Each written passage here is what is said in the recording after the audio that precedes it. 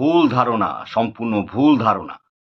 বিয়ের পর ছেলেরা বইয়ের ভেড়া হয়ে যায়, বইয়ের কথায় উঠে বসে, মা বাবাকে দেখে না। বিয়ে করে সেই সব ধারণা আমি একদম পাল্টে দেব। তোর বিয়ের ঠিক হয়ে গেছে, জানাসনি তো? হ্যাঁ, হয়ে গেছে। লাভ ম্যারেজ না অ্যারেঞ্জ ম্যারেজ? অ্যারেঞ্জ ম্যারেজ, তবে তাতে লাভ আছে। 10 লাখ টাকা পণ দেবে। আমি শ্বশুরকে সাফ জানিয়ে দিয়েছি, ঘর জামাই আমি থাকবো না। জামাইকে যদি ঘরে রাখতে হয় তাহলে আরো 5 লাখ টাকা লাগবে। শ্বশুর রাজি হয়।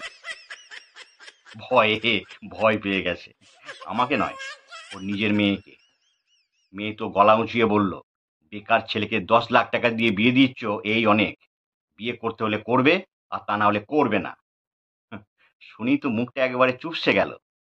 শ্বশুরের নয়, আমার। তারপর? আমি রাজি হয়ে গেলাম। ঘর জামাই হবি? আর তোর মা বাবা? মা বাবা বাড়িতেই থাকবে, বাড়িতেই থাকবে। মা বাবা নিজের জায়গায় থাকবে।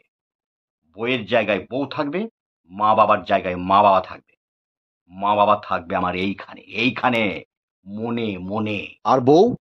মাথায়।